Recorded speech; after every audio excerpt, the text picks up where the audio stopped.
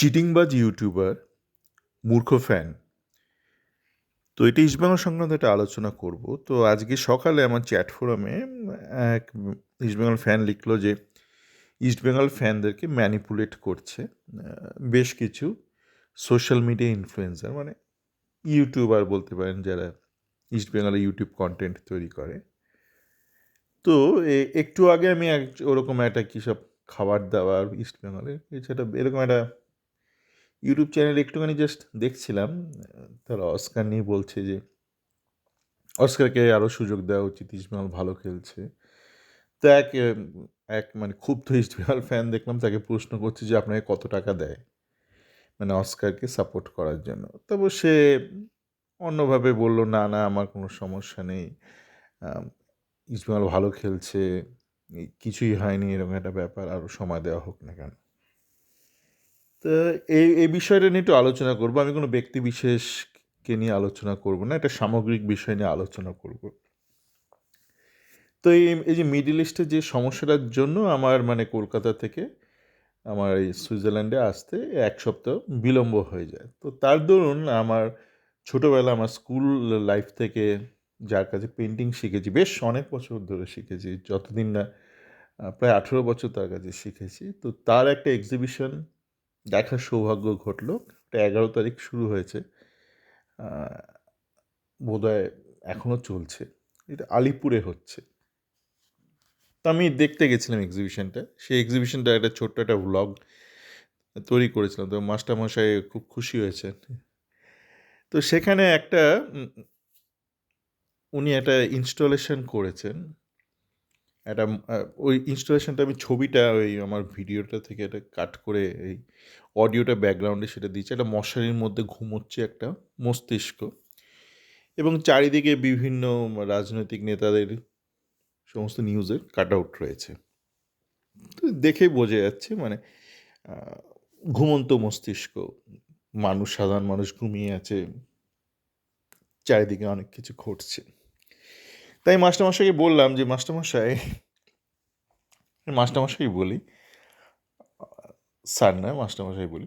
তো আমি বললাম, দেখুন, মস্তিষ্কটা ঘুমোচ্ছে না, মস্তিষ্কটা হাইজ্যাক হয়ে গেছে। তো এ বিষয়টা নিয়ে আমি জানি না, এখানে অডিওতে হয়তো বলেছি, কিন্তু সেটা তো পিওরলি ইস্টবেঙ্গল কেন্দ্রিক আলোচনা নয়, হয়তো জেনারেল পলিটিক্স নিয়ে হয়তো কোনো একটা অডিওতে বলেছিলাম হয়তো।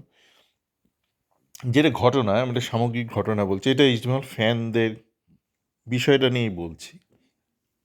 একটা সময় ছিল যখন মানে স্মার্টফোন ছিল না, তখন না লোকে ওই পাড়ার চায়ের ঠেক বসতো, সেই ঠেকে লোকে বসে বসে তখন গুলতানি মারত। গোটা কলকাতা জুড়ে এরকম ছিল। তো সেখানে ধরুন কেউ জ্যোতি বসুকে যাচ্ছে তাই বলতো, কেউ ইন্দিরা গান্ধীকে যাচ্ছে তাই বলতো, মানে যে যে দলের, তার বিপক্ষ দলে একে করতো ওকে করতো, করা হয়ে গেল। চাটা শেষ হয়ে গেল যখন এই জ্যোতিবাবুকে আক্রমণ করা, ইন্দিরা গান্ধীকে আক্রমণ করা শেষ শেষ হয়ে গেল। তার মধ্যে কেউ একটুখানি চায়না রাশিয়া করতো, আমেরিকাও ছিল মাঝে।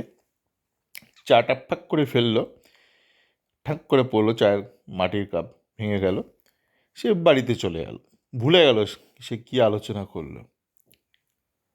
সেটা একটা যুগ ছিল, মানে একটা সাধারণ মানুষের জেনারেল নলেজ বা ইন্টেলেক্ট সাধারণ হয়, এটা যুগে যুগে একই থাকে। তাই তো সে সাধারণ, মানে আমরা সাধারণ মানুষ, আমরা সবাই রবীন্দ্রনাথ, মানিক বন্দ্যোপাধ্যায় সেই শ্রেণীর আমরা মানুষ নই, আমরা খুব সাধারণ মানুষ। তো আমাদের চিন্তাভাবনা, জ্ঞান অবশ্যই সাধারণ, অতি সাধারণ। তো আমরা ওই সাধারণ বুদ্ধি নিয়ে আমরা কেউ জ্যোতিবাবুকে গালাগাল করতাম, কেউ আমরা ইন্দিরা গান্ধীকে গালাগাল করতাম, কেউ আমরা রাশিয়াকে, কেউ চায়নাকে, কেউ আমেরিকাকে গালাগাল করলাম। চাটা শেষ হলো, ফেললাম, বাড়ি চলে গেলাম। পরদিন আবার এসে আবার কেউ জ্যোতিবাবুকে গালাগাল দিচ্ছে, কেউ ইন্দিরা গান্ধীকে, একই চলতে থাকতো, সাইক্লিক্যাল। তারপর আপনি বাড়িতে এসে টিভি খুলতেন তখনকার দিনে, ওই দূরদর্শনে কিছু চ্যানেল চলতো, পরবর্তীকালে তো এলো কিছু প্রাইভেট চ্যানেল। তো সেখানে একই একটা সরকারি খবর, সেটা কেন্দ্রে যদি সেই মুহূর্তে কংগ্রেস থাকে তো একটু কংগ্রেস ওরিয়েন্টেড হালকা খবর।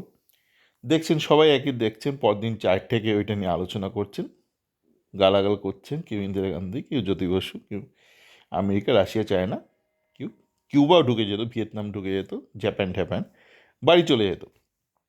তো এখন 2026-এ দাঁড়িয়ে ওইটা হচ্ছে সেই ঘুমন্ত মস্তিষ্ক তখনকার দিনে প্রযোজ্য। এটা আমি আমার মাস্টারমশাইকে বললাম, আপনি এই ইনস্টলেশনটা করেছেন, এটা সেই প্রি স্মার্টফোন যুগের জন্য প্রযোজ্য।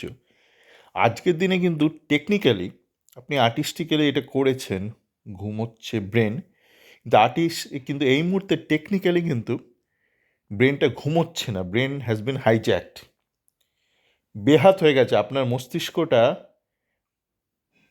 তে ট্রোজান ঢুকে গেছে। সফটওয়্যার আপনারা জানেন তো ট্রোজান, যে ট্রোজান কি ওই ইলিয়াড ওডিসিতে ছিল না, একটা ঘোড়ার মধ্যে ঢুকে গেছিল, ঘোড়ার মধ্যে সৈন্য নিয়ে ঢুকে গেছিল, কাঠের ঘোড়া, বড় একটা ঘোড়া, ট্রোজান হর্স। তো তেমনই পরবর্তীকালে যখন ভাইরাস ছিল সফটওয়্যারের সাথে, ট্রোজান, আপনি একটা ক্লিক করলেন আপনার ঢুকে গেল ট্রোজান ভাইরাস। তো এখন এই মস্তিষ্কটাকে হাইজ্যাক করে নেওয়া হচ্ছে। কীভাবে হচ্ছে? এটা গ্লোবালি হচ্ছে, কিন্তু এটা এখন আর ইন্ডিয়া ব্যাপী নয়, এটা গ্লোবালি হচ্ছে। আপনি হয়তো স্মার্টফোনে দেখুন, কোনো ফিড দেখেন, আপনি যদি বিজেপি পন্থী হন তো সারাক্ষণ দেখবেন বিজেপির পক্ষের খবরগুলো আসছে, আর সেখানে মমতা বন্দ্যোপাধ্যায়কে গালমন্দ করা হচ্ছে। আপনি যদি তৃণমূল পন্থী হন তো সারাক্ষণ দেখবেন সেখানে আসছে বিভিন্ন তৃণমূলপন্থী পোস্ট, এবং যেখানে বিজেপিকে গালমন্দ করা হচ্ছে। আপনি যদি বামপন্থী না সিপিএম পন্থী হন তো সেখানে দেখবেন একটু মীনাক্ষী সত্যরূপ এরকম সমস্ত আসছে, এবং বাকি কিছু আসছে না। তো এই যে ফিডটা আপনি পাচ্ছেন, এটা কিন্তু কন্ট্রোলড হচ্ছে আপনার স্টেট অফ মাইন্ড, আপনার চিন্তাভাবনা, আপনার বিহেভিয়ারাল প্যাটার্ন থেকে।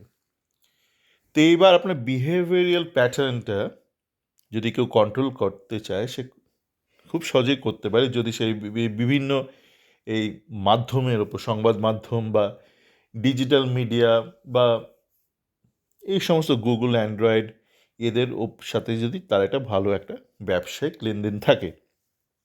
তো তার দরুন যেটা হচ্ছে যে আপনার মস্তিষ্কটাকে কিন্তু টেক ওভার করে নিচ্ছে, আপনার চিন্তাভাবনা কী প্যাটার্নে ভাববেন সেটাকে টেক ওভার করে নেওয়া হচ্ছে।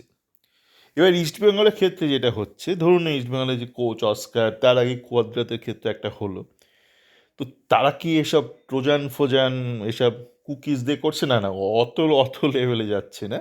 আমি যেটা বললাম সেটা হচ্ছে মানে পলিটিক্যাল লেভেলে, যে ইন্টারন্যাশনাল পলিটিক্স বা ন্যাশনাল লেভেলের পলিটিক্স, সেখানে আপনার মস্তিষ্কটাকে হাইজ্যাক করে নেওয়া হচ্ছে। আর এই ক্ষেত্রে যেটা হাইজ্যাক হচ্ছে, এটা হচ্ছে খুব মানে ক্রুড হাইজ্যাক হচ্ছে, যেটা হচ্ছে যেটা বললো ইউটিউবাররা, সোশ্যাল মিডিয়া ইনফ্লুয়েন্সাররা, ফ্যান গ্রুপ, প্রথমে শুরু হয়েছিল ফ্যান গ্রুপ, তখন ইউটিউবাররা অত ছিল না, ফ্যান গ্রুপরা খুব অ্যাক্টিভ ছিল, ফেসবুকে অ্যাক্টিভ ছিল, অর্কুটের সময় বোধহয় ছিল না, ফেসবুক বুকে অ্যাক্টিভ ছিল, টুইটারে অ্যাক্টিভ ছিল, তারপর ইউটিউবাররা চলে এলো। তো তখন তারা এসে এই ন্যারেটিভটা সেট করতে থাকলো, এই যে এই ফুড নাকি এটা, এরা বলছে যে না না অস্কার আমাদের কি খুব তো খারাপ খেলছে না, ভালোই খেলছে, এই আর একটু সময় দেওয়া উচিত, আর একটু সময় মানে কি, মানে করে পুরো কন্ট্রাক্টটা শেষ করাবে। আর একটু টাইম দিন না, একটু টাইম দিন না, অনেক তো তাড়ানো হয়েছে, আর একটু টাইম দিন না। না না, কোচ বদলটাই তো সমস্যার সমাধান নয়, না কোচ বদল অবশ্যই সমস্যার সমাধান নয়, সেটা আমরাও জানি। মানে আমরা তো বলছি, যারা সজাগ সচেতন ইস্টবেঙ্গল ফ্যান, তারা তো বলছি যে নিতুর টেকনিক্যাল মূর্খামি, ইমামি টেকনিক্যাল মূর্খামি হচ্ছে মূল সমস্যা, এটা অবশ্যই মূল সমস্যা। সেই সমস্যার দরুন যেটা হয়েছে, একটা অপদার্থ কোচকে তারা নিয়োগ করেছে, তো কোচটা সমস্যা নয়, এটাও ঠিক নয়। মূল সমস্যাটা অবশ্যই নিতু, মূল সমস্যাটা অবশ্যই ইমামির লিডারশিপ, কিন্তু তা বলে কোয়াদ্রাত বা অস্কার এরা সমস্যাটা নয়, সমস্যা নয়, এটা ঠিক নয়। নিতু সমস্যা, ইমামি সমস্যা, অস্কারও সমস্যা, এটা আপনাকে বুঝতে হবে। দুটো মূর্খ মিলে বাজার করতে পাঠালেন দুটো মূর্খকে, সে কুকুরের মাংস নিয়ে চলে এলো। এবার আপনি কোনটাকে দোষ দেবেন? কুকুরের মাংসটা নাকি যে বাজার থেকে কুকুরের মাংসটা কিনে আনলো খাসির মাংস বলে, সে জানেও না সে পয়সা দিয়ে কুকুরের মাংস কিনে এনেছে। তো আপনি কাকে দোষটা দেবেন? কুকুরের মাংসটা? না, মূল সমস্যাটা হচ্ছে এখানে আপনার যাকে বাজারে পাঠালেন সে কুকুরের মাংসটা নিয়ে এলো আপনার জন্য। তো সেই মূল সমস্যাটা মানে যে বাজার থেকে কুকুরের মাংস নিয়ে এলো, আপনি তাকে কলারটা গিয়ে চেপে চেপে ধরবেন, নাকি কুকুরের মাংসটা ফেলবেন, নাকি আপনি কুকুরের মাংসটা খেয়ে নেবেন? এখানে অস্কারের ব্যাপারটা হচ্ছে তাই দাঁড়াচ্ছে যে কে দায়ী? কুকুরের মাংসটা দায়ী, না কুকুরের মাংস যে কিনে এনেছে সে দায়ী? কিন্তু আপনাদের গুলিয়ে দেওয়া হচ্ছে, বলছে না না কুকুরের মাংসটা খান না, খান না, কুকুরের মাংসটা খান না। মূল সমস্যাটা এ না, মূল সমস্যাটা যে আপনার জন্য কুকুরের মাংস এনেছে, তা আপাতত আপনি কুকুরের মাংসটা খান। তো এইভাবে ন্যারেটিভটা সেট করে এরা। আর ওই যে আরেকটা ব্যাপার কি, এটা আমি আগেও অনেক বলেছি, যে এরা নিজেদেরকে একটা ঈশ্বরের পর্যায়ে নিয়ে যায়। ইউটিউবাররা কি করে নিয়ে যায়? আপনার ধারণা কি ঈশ্বর সম্পর্কে? আপনি তো দেখেননি ঈশ্বরকে, কিছু অবয়ব দেখেছেন, কিছু মূর্তি দেখেছেন। আপনার কাছে হচ্ছে যে ভবিষ্যৎটা একটু বলতে পারবে সে হয় জ্যোতিষী বা ঈশ্বর। মানে আপনি জানেন যে আপনার ফিউচারটা বলতে পারবে, হয় সে জ্যোতিষী নয় সে ঈশ্বর। এবার এরা কিভাবে ভবিষ্যৎটা বলছে? না কোন বিদেশিকে নেওয়া হবে, বা কোন বিদেশিকে নেওয়া হয়েছে, বা কাকে প্রমোশনটা দেওয়া হবে, এরা কি নিজেরা সেই সিদ্ধান্তটা নিচ্ছে? না, নিজেরা নিচ্ছে না।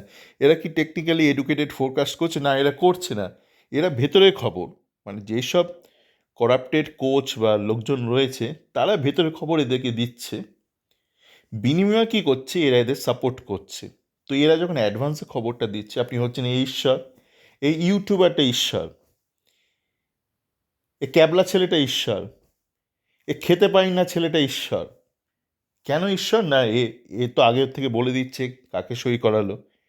এ এমন ভাব করছে এই যেন এ নিজের বাপের টাকায় কাউকে একটা বিদেশিকে সই করালো। মানে এই খবরটা না দিলে যেন ঘটনাটা ঘটতো না, এমন একটা ধারণা। যা আমি বুক ঠুকে বলছি একে নেওয়া হচ্ছে, মানে এর না বুকটা যে বুকের লোম না ছিঁড়লে সে বিদেশিটা সই হতো না, সে বিদেশিটা সই হয়ে গেছে। তারপর বলছি তুই বুকটা বুকের লোমটা ছেঁড়ার আগে এই খবরটা দিয়ে দে, তাহলে তোর একটা গ্রহণযোগ্যতা হবে পাবলিকের মধ্যে। গ্রহণযোগ্যতা হলে কি হবে? তারপর তুই যখন বলবি আমি আমার বুকের লোমের দিব্যি দিচ্ছি যে অস্কার ভালো কোচ, অস্কারকে অন্তত আরও 2 মাস রেখে দেওয়া হোক, লোকে বলবে না এর বুকের লোমের দিব্যি দিয়েছে, একে রেখে দেওয়া হোক, কুকুরের মাংসটা আরও 2 মাস খাওয়া হোক। তো এইভাবে এরা মানে একটা রিলেশনশিপ তৈরি হয়েছে, একটা ইকোসিস্টেম তৈরি হয়েছে, যে আমি তোমাকে কিছু ভেতরের খবর লিক করে দেবো, একটু আগে সেটা তুমি পাবলিশ করে দিও পাবলিকের জন্য। পাবলিক তোমাকে ঈশ্বর ভাববে। যে পাবলিক ঈশ্বর ভাবে তখন তুমি পাবলিককে ম্যানিপুলেট করবে, বলবেন তুমি তো আমাকে ঈশ্বর ভাবছো। তা আমি বলছি এটা কুকুরের মাংস নয়, এটা খাসির মাংস, খাও না, আরও 2 মাস খাও না। 2 মাস পর আমরা ঠিক করবো আমরা কুকুরের মাংস খেলাম নাকি খাসির মাংস খেলাম। তো এইভাবে ম্যানিপুলেট করা হচ্ছে। এই যে মানে কুকিজ টুকিজ দিয়ে যেটা একটা বড় লেভেলে হয়, অতটা বাজেট ইস্ট বেঙ্গলের নেই। এখানে হচ্ছে খুব লো লেভেলে, খুব সস্তা কিছু জোচ্চোর চিটিংবাজ ইউটিউবার, তাদের মাধ্যমে কুকুরের মাংস আপনাদের খাওয়ানো হচ্ছে। সকলে ভালো থাকবেন।